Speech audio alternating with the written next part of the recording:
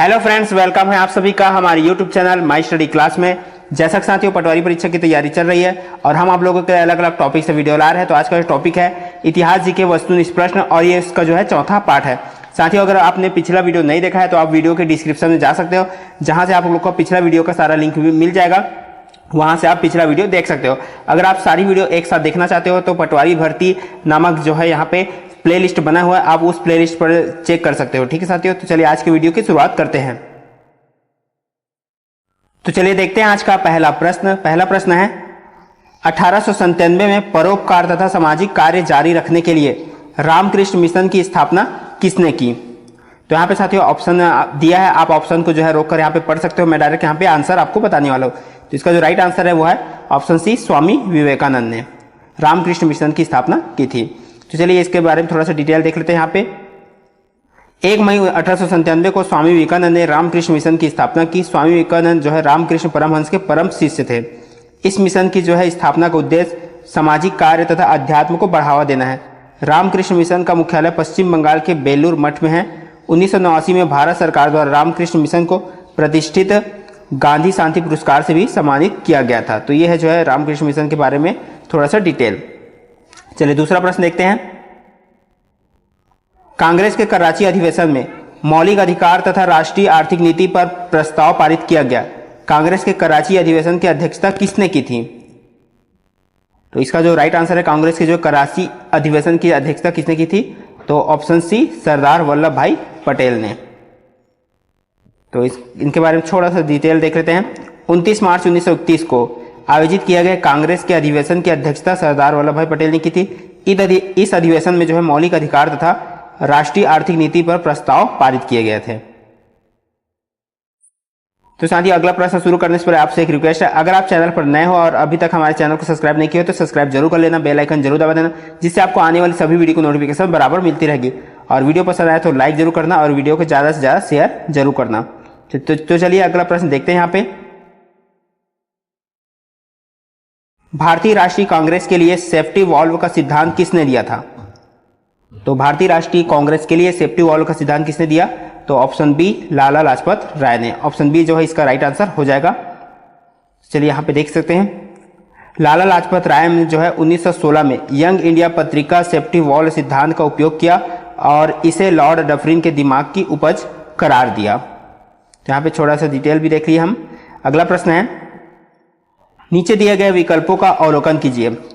तो इनको जो है यहाँ पे मैं ऑप्शन पढ़ देता हूँ। फ्रेंच, ब्रिटिश, पुर्तगाली, डच। तो सुवाली की लड़ाई उपरोक्त किन के बीच लड़ी गई। तो ठीक है साथियों, यहाँ पे 4 दिया गया है नाम, फ्रेंच, ब्रिटिश, पुर्तगाली, डच। तो सुवाली की लड़ाई उपरोक्त में किन के बीच में लड़ गया, तो ऑप्शन यहाँ पे देख सकते हो। तो डायरेक्ट मैं आंसर बता देता हूँ। यहाँ पे ऑप्शन सी इसका राइट आंसर हो जाएगा, 3 और 4 के बीच में। तो 3 और 4 में कौन है, 3 और 4 में पुर्तगाली और डच के बीच में जो है सुवाली की लड़ाई जो है लड़ा गया। तो चलिए यहाँ पे छोटा सा डिटेल देख लेते हैं। सुवाली की लड़ाई अंग्रेजों और पुर्तगालियों के बीच 29 से 30 नवंबर 1612 को सूरत के निकट लड़ी गई। इस लड़ाई से भारत में पुर्तगालियों का व्यापारिक एकाधिकार समाप्त होने लगा और दूसरी ओर ब्रिटिश ईस्ट इंडिया कंपनी का विस्तार शुरू हुआ। ठीक है साथियों, तो यहाँ पे जो है इसका राइट आंसर जो है यहाँ पे अंग्रेजों और पुर्तगालियों के बीच में दिखाया गया, ये जो है ऑप्शन गलत है। यहाँ पे 2 और 3 आएगा। ठीक है साथियों, 2 और 3 यहाँ पे ऑप्शन बी इसका राइट आंसर होगा। ठीक है साथियों, यहाँ पे जो है कंफ्यूजन हो गया था ऑप्शन के लिए। तो यहाँ पे अंग्रेजों और पुर्तगाली के बीच में लड़ा गया था। तो इसका जो राइट आंसर क्या आ जाएगा, 2 और 3। तो इसको आप करेक्शन कर लीजिएगा। यहाँ पे यह वाला ऑप्शन बी इसका राइट आंसर हो जाएगा, 2 और 3। ऑप्शन बी इसका राइट आंसर। तो 2 और 3 में कौन है, ब्रिटिश और पुर्तगाली है। ये इसका जो है राइट आंसर हो जाएगा। यहाँ पे जो है इसके नोट्स के हिसाब से जो है करेक्शन कर लेना। इसका नोट्स जो है यहाँ पे करेक्ट है। तो चलिए अगला प्रश्न देखते हैं। पूर्व के देशों में पुर्तगाल के एकाधिकार को किस यूरोपीय देश ने छीन किया। तो पूर्व के देशों में पुर्तगाल के एकाधिकार को किसने जो है छीन किया, तो ऑप्शन बी, नीदरलैंड है। अगला यहाँ पे देख सकते हैं नोट्स। पुर्तगाल का प्रभाव भारत में वर्ष 1509 से शुरू हुआ। भारत में पुर्तगाल के पहले वायसराय फ्रांसिस्को डी अल्मीरा ने कोच्चि में सबसे पहले अपना मुख्यालय स्थापित किया। डच व्यापारियों ने भारत में वर्ष 1605 में प्रवेश किया था। तो इनके बारे में थोड़ा सा डिटेल। चलिए अगला प्रश्न देख लेते हैं यहाँ पे। 1907 में सूरत अधिवेशन में फूट पड़ने के कुछ महीने बाद बाल गंगाधर तिलक को जेल भेजने के संदर्भ में निम्नलिखित कथनों पर विचार करें। तो यहाँ पे दो कथन दिया गया है, दो कथन यहाँ पे देख लेते हैं। पहला कथन है, बाल गंगाधर तिलक केसरी समाचार पत्र में क्रांतिकारी के कार्यों का समर्थन करते थे। उन्होंने बंगाल में हुई एक बम विस्फोट की घटना जिसमें 2 ब्रिटिश महिलाओं की मृत्यु हुई थी को देशभक्ति करार दिया। दूसरा कथन है, तिलक ने बॉम्बे में फैक्ट्री में काम करने वालों को हड़ताल करने के लिए उकसाया था। तो अब यहाँ पे जो है इन कथनों पर विचार करना है कि कौन सा कथन सही है। तो इसका जो राइट आंसर है साथियों वो है ऑप्शन ए, केवल कथन एक सही है। ऑप्शन ए जो है इसका राइट आंसर हो जाएगा। चलिए इसके बारे में थोड़ा सा डिटेल और देख लेते हैं। तो और आप ये अच्छे से डिटेल देखना चाहते हो तो वीडियो को रोक कर आप अच्छे से पढ़ लीजिएगा साथियों। 30 अप्रैल 1908 को बंगाल के मुजफ्फरपुर में प्रफुल्ल चाकी और खुदीराम बोस ने एक ब्रिटिश अधिकारी की हत्या करने के उद्देश्य से वहां पर बम फेंका, परंतु इस घटना में 2 ब्रिटिश महिलाओं की मौत हो गई। पकड़े जाने पर प्रफुल्ल चाकी ने आत्महत्या की, जबकि खुदीराम बोस को फांसी दे दी गई। तो तिलक ने समाचार पत्र केसरी में उन क्रांतिकारियों का समर्थन किया। फलस्वरूप तिलक पर ब्रिटिश सरकार ने राजद्रोह का मुकदमा लगाया और उन्हें बर्मा में स्थित मांडले जेल में 6 साल के कारावास के लिए जेल भेज दिया गया। तो ये जो है ये वाकया हुआ था। तो इसको आप अच्छे से और अच्छे से पढ़ लीजिएगा साथियों। तो चलिए अगला प्रश्न देखते हैं यहाँ पे। इंपीरियल रिकॉर्ड विभाग, जिसे अब भारतीय राष्ट्रीय अभिलेखागार कहा जाता है, की स्थापना कब की गई? तो इंपीरियल रिकॉर्ड विभाग इसकी स्थापना कब की गई? तो ऑप्शन डी 1891 में।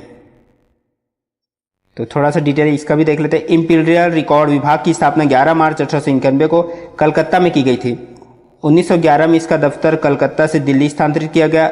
इसमें जो है भारत सरकार के बीते हुए समय के रिकॉर्ड रखे जाते थे। वर्तमान में यह दफ्तर भारत सरकार के संस्कृति मंत्रालय के अंतर्गत आता है, इंपीरियल रिकॉर्ड विभाग। चलिए अगला प्रश्न है, साइमन कमीशन की नियुक्ति किस वायसराय के कार्यकाल में हुई थी, यानी कि की गई थी? तो साइमन कमीशन की नियुक्ति जो है किस वायसराय के कार्यकाल में? तो ऑप्शन बी, लॉर्ड इरविन के टाइम में। ऑप्शन बी इसका राइट आंसर हो जाएगा। यहां पे नोट से देखते हैं। साइमन कमीशन का गठन सर जॉन अल्सेब्रुक साइमन की अध्यक्षता में किया गया था। इस आयोग में ब्रिटिश संसद के 7 सदस्य थे। यह कमीशन 1928 में भारत पहुंचा। इसका गठन नवंबर 1927 में किया गया था। इस आयोग का उद्देश्य भारत में संवैधानिक सुधार की प्रगति का निरीक्षण करना था। ठीक है साथियों, तो यहाँ पे जो नोट्स आपको लोग को लिख के यहाँ पे बता दिया जाता है, तो जिससे आप लोग अच्छे से इसको बाद में भी पढ़ सकते हो। चलिए अगला प्रश्न देखते हैं। निम्नलिखित में से कौन सी व्यवस्था 1833 के चार्टर एक्ट में नहीं थी? तो यहाँ पे आप ऑप्शन देख लीजिएगा साथियों, कौन सी व्यवस्था जो है यहाँ पे 1833 के चार्टर एक्ट में नहीं थी। तो इसका जो राइट आंसर है वो है ऑप्शन डी, पोर्टफोलियो व्यवस्था को कानूनी पहचान मिली। ये जो है चार्टर एक्ट में नहीं थी।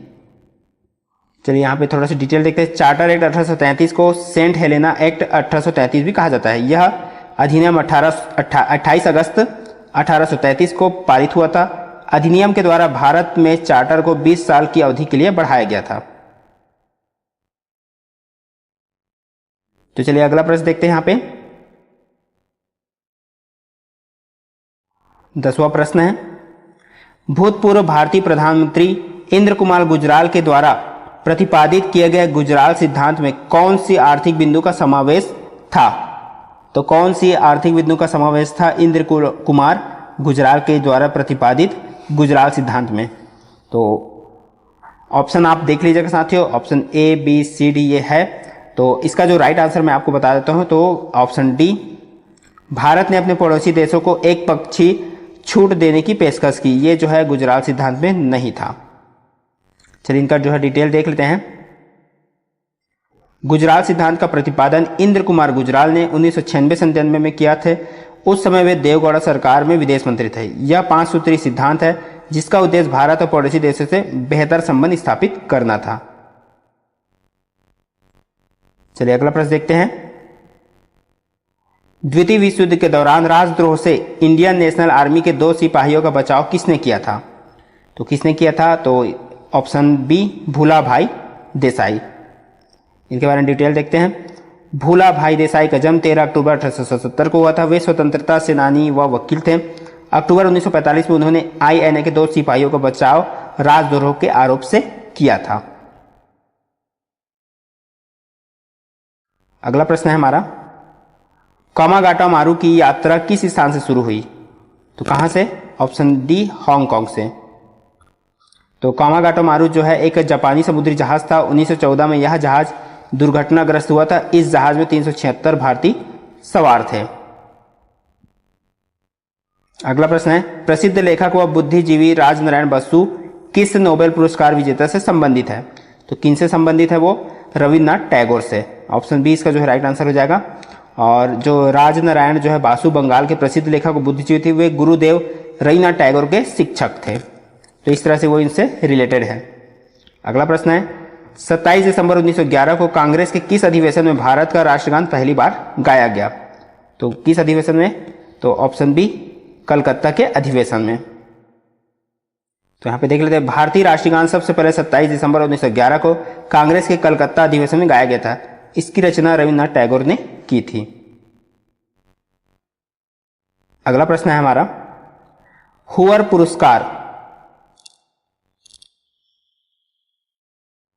पुरस्कार जीतने वाले पहले भारतीय कौन थे? तो पहले भारतीय कौन थे? Doctor Abdul Kalam. Option B इसका जो है राइट आंसर हो जाएगा।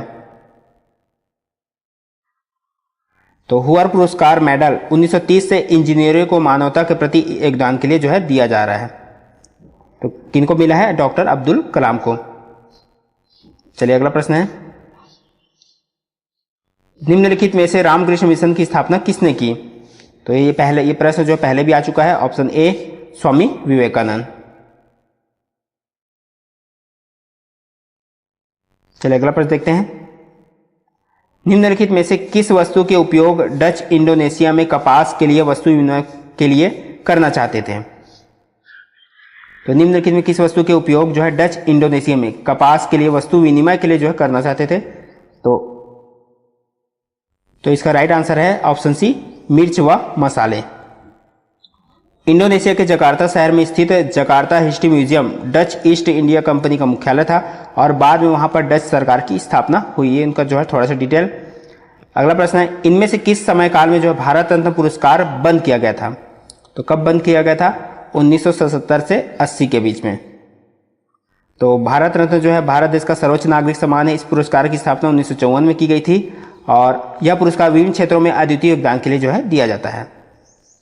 अगला प्रश्न है हमारा, भारत के जो है किस राज्य में यहूदियों की आरंभिक बस्तियां हैं?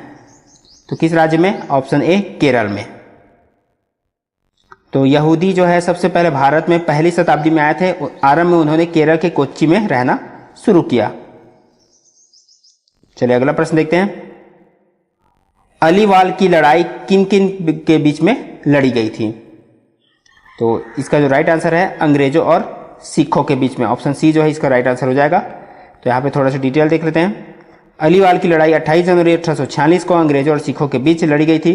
इस लड़ाई में अंग्रेजों का नेतृत्व हैरी स्मिथ ने किया था, जबकि सिखों का नेतृत्व रणजोत सिंह मजीठिया ने किया था। तो यह था साथियों आज का हमारा जो है 20 जो है इतिहास जीके का प्रश्न, जो आने वाले एग्जाम के लिए इंपॉर्टेंट हो जाता है। साथियों आज की वीडियो को देखने के लिए बहुत बहुत धन्यवाद। चैनल पर नए हो तो सब्सक्राइब जरूर करना, पसंद आया तो लाइक जरूर करना साथियों।